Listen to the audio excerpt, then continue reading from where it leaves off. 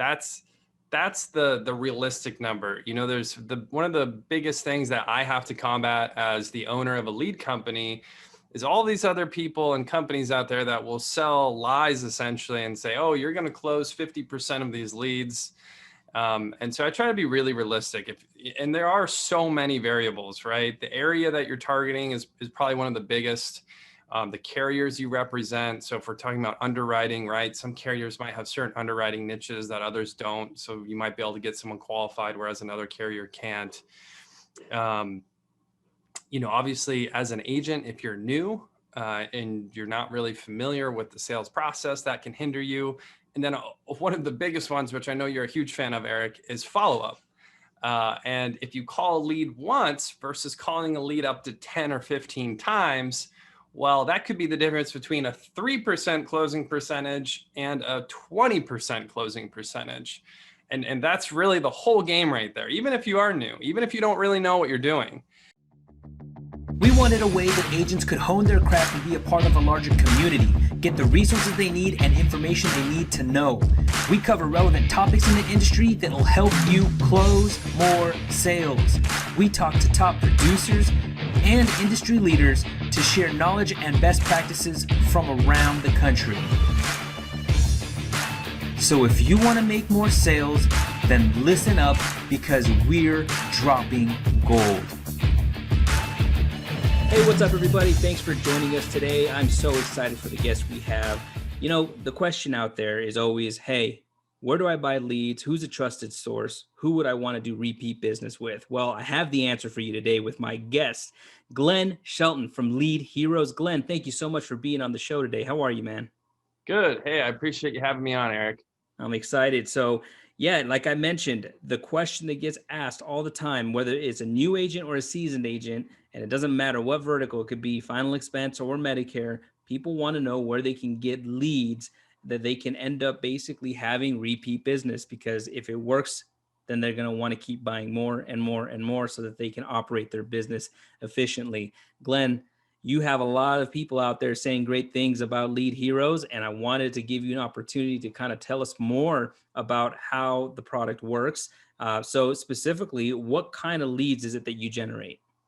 Yeah, no, absolutely. So, again, this is coming from someone who was an agent themselves for many years. Before I got into the lead generation side of the business, I was working at an agency where I left to become completely independent.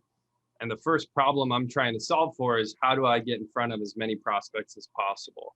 And so this kind of led me on my own journey, and I'm trying a little bit of everything.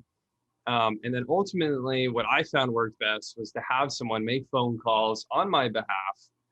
I was able to get that lead right away. I love direct mail, but having to wait 3 to 5 weeks from the time that mail piece gets dropped was a killer for me.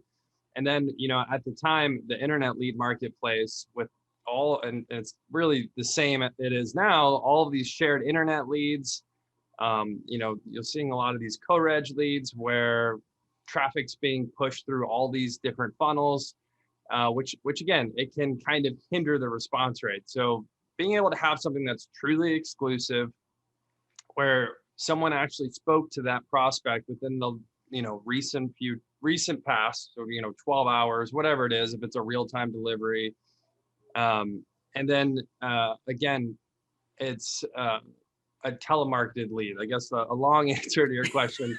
It's everything we do is call center based. So I hired someone in the Philippines part-time to work for me. And since, it's been almost 7 years now, and I have a call center of more than 60 full-time callers who exclusively focus in this space, the final expense and Medicare space. And so we're aggregating data from many different sources. We're making thousands of phone calls. We have a few different scripts that we like to use. And then we also have what's called custom calling, where you can pay hourly and have someone essentially target whatever script you want. So for example, if maybe cancer insurance is something you're really passionate about, you're trying to really focus on, and then you're going to cross-sell final expense or Medicare down the road, that's something that we could absolutely do. That's a cool feature right there. So in essence, they just, they kind of quasi employ the person for a while so that they can basically have them saying and marketing the products that they want to focus on for a while. Now, is there like a period of time where you're okay with that and then they got to go back to what they're good at? Or do you want them, or it's basically as long as they want, as long as they're willing to pay that hourly wage? Yeah, I mean, we have some people, some agents and agencies that we work with where they've essentially leased callers from us for years now.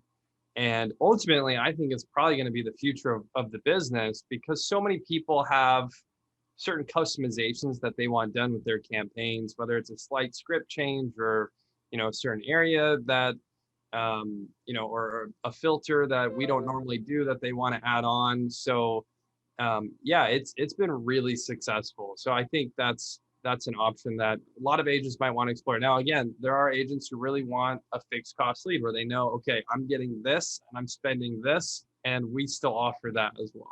Gotcha. So in the fixed cost lead space, because that is where most agents start, there is this movement to where people are looking at designing budgets so they can say, hey, this is my budget for the month.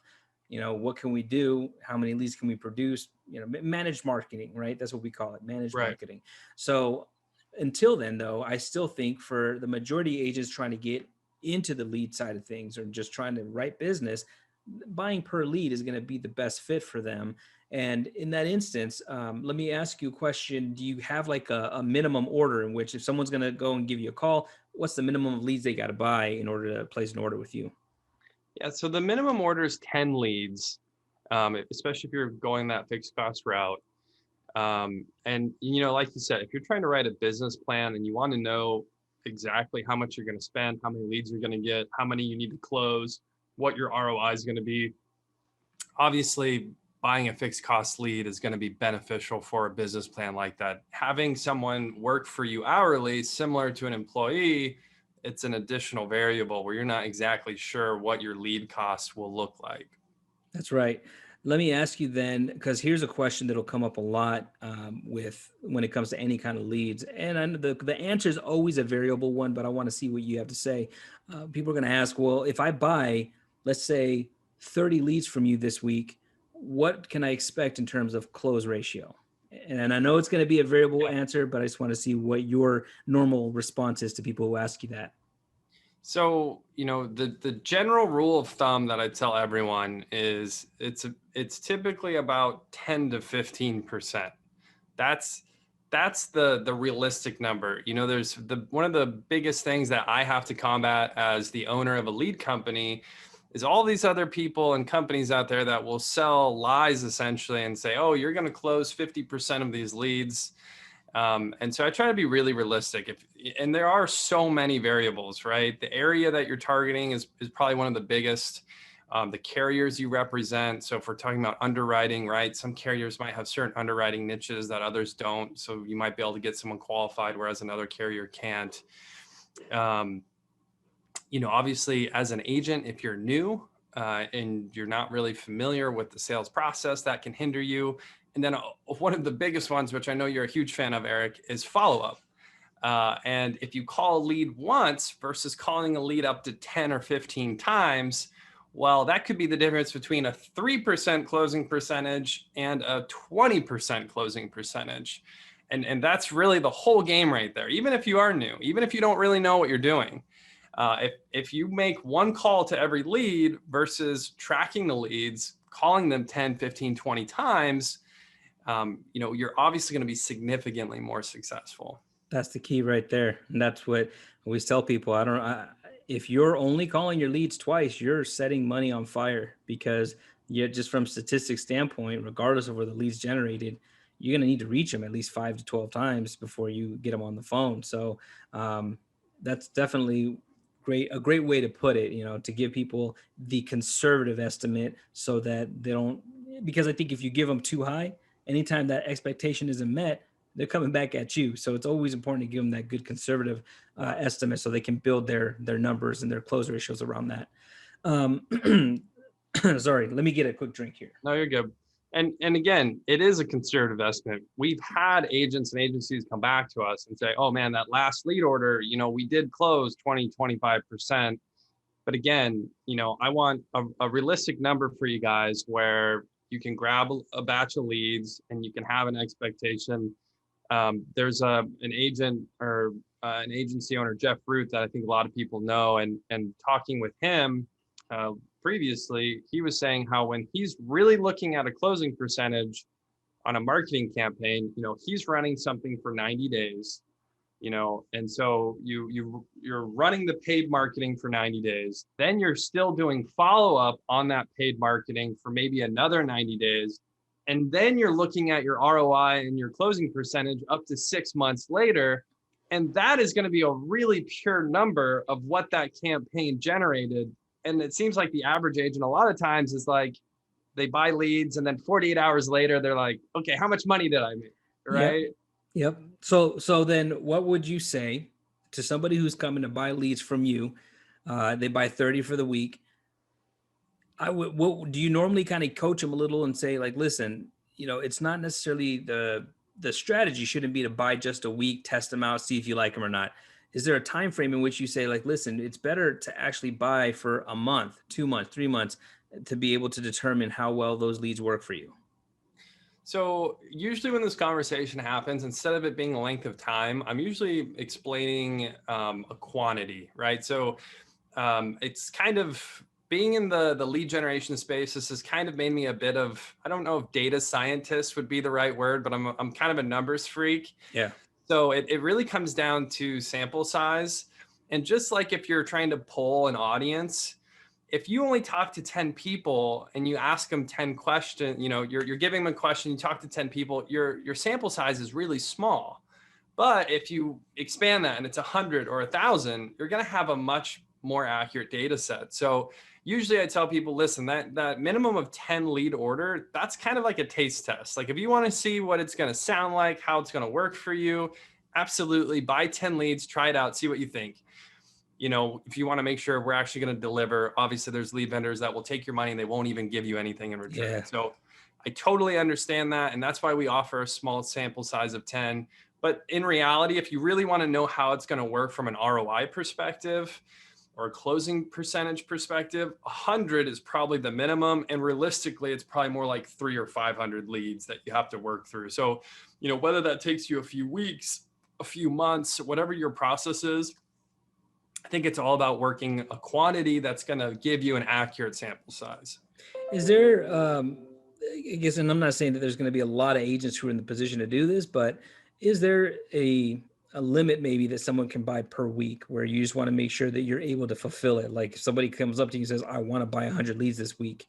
You're like, yes, we can hit that. We can fulfill that for you. Or is there like a limit that you would say there is?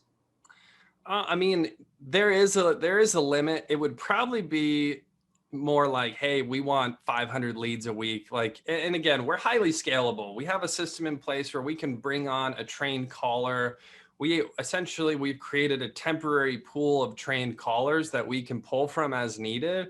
So we're highly scalable if it comes to that. It might take us a little bit of time to ramp up.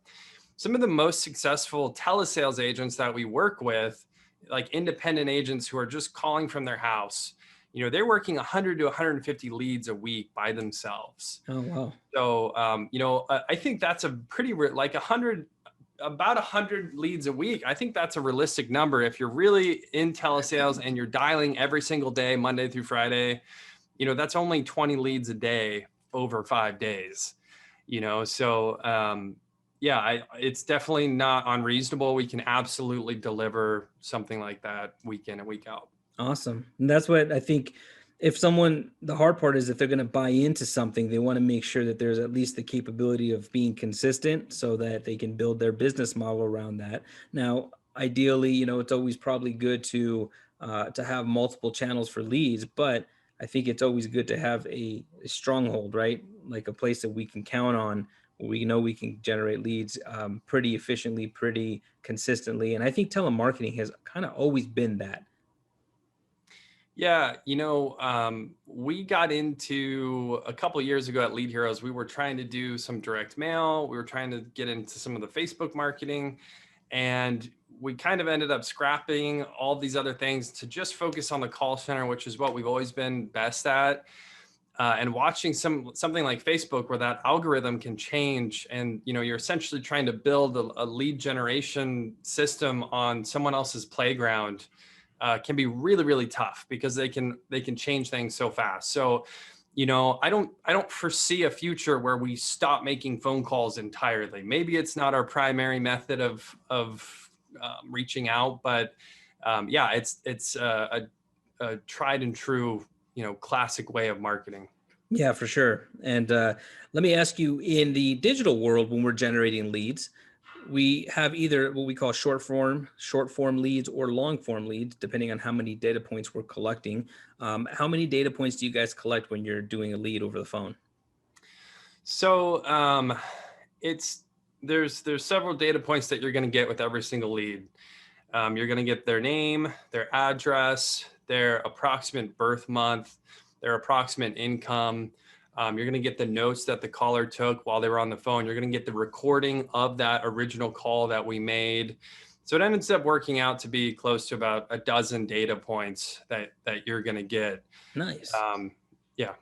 That's really good. So, and that's at the entry level you're talking about, the entry price, right? Yeah, that's like our fixed cost lead, right? And again, if you end up choosing to go down that custom calling rabbit hole where you get to completely customize it, you can absolutely add additional data points that you want us to try to capture on that phone call. We have people who make sure they want to make sure every lead has an email address, right? Especially for a system like what you have, Eric, with that CRM follow up. If that's something that's really important, we can absolutely do that and try to capture an email address. So then the other question I have is when it comes to your recommendation, because this is something that a lot of agents are kind of, maybe you did touch on it earlier, but it is probably highly recommended that you have some type of follow-up structure outside of just you making calls, but have a system, a CRM that has automations built in, that has other methods of doing follow-up with these leads outside of just your physical call attempts. Because at the end of the day, as you mentioned earlier, it will increase your close ratio. So you would say that, at this point, you guys can integrate with quite a few CRMs. Is that right? Yeah, there's really maybe been one CRM over the years that we came across where we really struggled to integrate with, and it was just an ancient application. It really, that was the only reason why we struggled. But the nice part with technology, especially the newer technology, is it's kind of built around integration. So we Yeah. can literally go from our dialing system, and we can take that information and dump it straight in to that CRM. I And love it.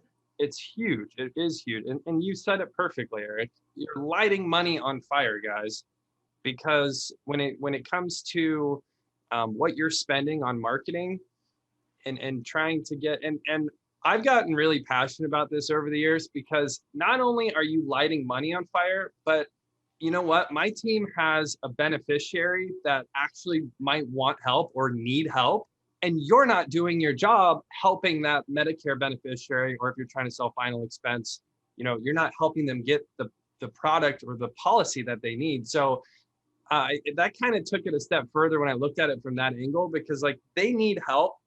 We're making calls because these seniors want help. And if you're not getting in touch with them, you're really doing the senior a disservice as well. So, make more money, help more people, and that all happens with follow-up, and there's so many ways of doing it. I don't want to sit here and say, like, you have to do this, you have to do that. I know some people who they send postcards, if they don't get a hold of someone. Some people have an assistant that will start making phone calls once they try and they can't get a hold of them. Some people do automated text messages, automated emails. I mean, there's no wrong way of doing it, but if you don't do follow-up, that's the wrong thing. Yeah, That's where you're wrong. that's absolutely right. So I had an agent ask a question that they wanted to know, because not all agents are going to be telephonic sales agents. Some of them are going to still be in-home agents, and they wanted to know, are you able to do with your telemarketers appointment setting instead of just getting the lead? Yeah, absolutely. So when it comes to appointment setting, that would fall under that hourly calling model, like I mentioned earlier. Um, we can actually do preset appointments too. So there's a few ways of kind of doing this. You can do a preset appointment where we're calling to generate that appointment. If you have leads, which some people will provide us, whether it's direct mail or internet leads, or maybe you have previous clients that you want to sit down with, you can provide that data set to us and we can call and set appointments for you. The other thing that's kind of been successful, which I hadn't done a lot of testing with, but with COVID, we started doing more telesales preset appointments. And we've had a lot of success with that as well. So that's another route too, for telesales agents. But if they went that route, it would fall under the hourly wage thing. Correct. So Okay. we don't offer fixed cost preset appointments. The biggest problem is it can fluctuate so much based on the area. So our national average when we're setting appointments, because we have set tens of thousands of appointments over the years, on average, it's about, if we're doing a preset where we're generating the interest, we're setting the appointment, it's about 4 hours of calling to generate one appointment. So, your raw costs on that appointment, depending on how many hours you buy, will be somewhere between $32 and $46. Gotcha. Call it $40 as an average. And again, the area is one of the biggest battles, because if we hit a more rural area where we're getting a better response, we could generate an appointment every hour. If we're calling a major metro area like LA County, we might only get an appointment once a day, if that. Yeah. So people are always going to wonder when a telemarketer sets an appointment or when a telemarketer gets a lead and they send it over, it still falls under the traditional guidance that you will need to still call them a few times, not just one time, because I don't want people to expect that because it's a telemarketed lead, that once that lead is transferred to them, they're going to make one phone call and the person's going to answer right away, right? That's not still the case, is it? No, it's not. I would say statistically, the average is probably about 30% will pick up on that first call, which again, that will be better than other lead types, right? For sure.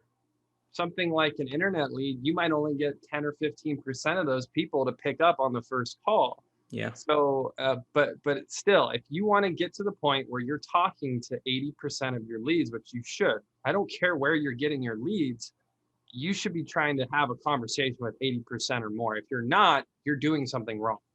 Gotcha. And I'm not saying you need to, hammer these leads to the point where you're getting every single lead on the phone. You're probably wasting your time if you're going that far. Yeah. But I'd say 75 to 80% should really be your target of getting these people back on the phone. So if the first call you're only getting 30%, maybe your second call you're getting another 5 or 10%. Like, you're going to slowly keep building that. So that's why it takes 10 up to, again, the numbers I've seen, the sweet spot's about 8 to 10 contact attempts to get to that sort of percentage where you can get those people on the phone. And this is a good reason, again, we're just kind of rolling back to, if we're delivering the leads into a CRM, your CRM is great at helping you track. And it depends on, I'm not going to say everyone's CRM, but at least the one that we utilize in the Senior Sales University, it's great at helping you to keep track of how many outbound calls you're making so that you know how many attempts you've made with each of those leads. But I think the last question that I wanted to ask before we wrap this up is regarding another question that came from an agent, which is regarding live transfers. Is that something that's capable under the hourly wage deal that you're talking about? Yeah, absolutely. So that custom calling, again, it's really up to the agent or the agency owner what they would like us to call or how we would like to deliver that phone call. So live transfers is definitely something we're capable of. The one point I would stress with live transfers, if you're an independent agent and it's just you and we're trying to transfer a call to you, it can be tough because, again, a sales call could take an hour, right? Mm-hmm. So if you're on that sales call and we're trying to send you another live transfer and it's just you, now we're going to your voicemail, and now that person that we had on the phone that was interested, maybe they're not as interested, or maybe they lost some trust in the process. So my personal recommendation is, if you have a call center environment, or you have, multiple people that can answer the phone when we make that transfer, then it's definitely something worth exploring. If it's just you and you're an independent agent, I'm not a huge fan of setting up a live transfer campaign for an independent agent because of those reasons. But absolutely, it's definitely something we can do. So the last thing I wanted to ask is, what is the call window? I guess the time frames in which you guys are making your outbound calls, so that if an agent's buying leads and they do want to they want to try to be as expedient as possible when the leads come in, trying to reach them again. Is there a window from, I don't know, let's just say, is it from like 8 to 8 every day that you guys are making outbound calls trying to generate leads? So it'll fluctuate a little bit, but generally it's about 10 a.m. Eastern to 7 p.m. Eastern. Okay. So again, depending on the campaign, sometimes we'll kind of flex that one way or the other. Obviously, being that we're nationwide, if we happen to have more campaigns, West Coast versus East Coast, that could change things a little bit. But yeah, it could potentially be at any point during that time window that we're making those phone calls. Awesome, man. So the last thing that I wanted to end with here is, if you don't mind, plug the website where agents can find more information, or any other contact method that they can try to get more information about your program and getting signed up to try some leads. Yeah, absolutely. So if you guys are interested in trying out our program, I highly recommend checking out the website, because we have so much information on it. Like I mentioned, we have samples, we have the scripts. You can see everything. So it's at leadheroes.com, leadheroes.com. On the Contact Us page, you can send a message right there through the Contact Us page, or you can schedule a phone call where either myself or someone from my team will jump on the phone and explain this program further, or answer any questions you guys might have.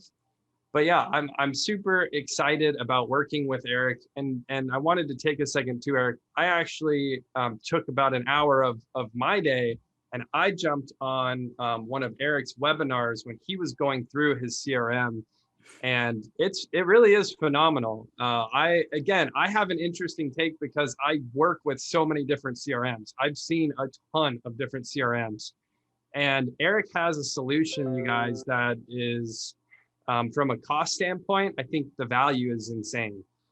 So I highly recommend checking it out, and I'm super excited to be working with Eric, and hopefully we can get our leads more into your CRM system, and I think that'll be phenomenal. Yeah, absolutely. And anybody that is a member of the university, I'm going to actually build out a custom automation, so that if you are getting leads from Lead Heroes, that way when they feed those leads into the CRM, they'll go into a automation specifically for the telemarketed leads. So I'll be building that out and providing that to all the members of the university that are buying leads from Lead Heroes. And on top of that, Glen has been awesome in basically allowing us to do this integration, where normally he charges a fee to set up the integration to send those leads into the CRM. He is waiving that fee for the university members. So you guys are in luck. So definitely, I think you guys should give him a try. Final expense leads, Medicare leads, he does them both. Are there any other leads that you do besides the final expense and Medicare that we should be aware of? So on the fixed cost, it's T65, Medicare supplement, which is the 67 plus crowd, and final expense. So those are our 3 fixed cost leads. And then outside of that, that's where we would be looking at the hourly rate, where you're essentially leasing a caller from us. But again, like Eric said, it's normally a $200 fee that we charge to integrate into a CRM system.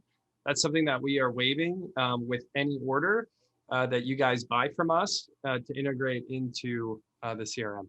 Beautiful. Beautiful, man. I love it. Well, I really appreciate working with you, and I'm excited for the members. I'm excited for anybody, even outside of the university. You should still give Glen a try. There's lots of people out there. Just do a little research and you'll see there's a lot of great people talking about great things that they've done with Glen's leads. So you are doing an awesome job, my friend, and I appreciate you taking the time to join me today. Yeah, I appreciate your time as well, Eric. Absolutely. All right. Well, until next time, guys, we'll talk soon. Hey, thanks for watching the podcast. If you like the content, please hit the like button, subscribe to the YouTube channel. That way you can get notified when more new content comes out. We'll see you on the next one.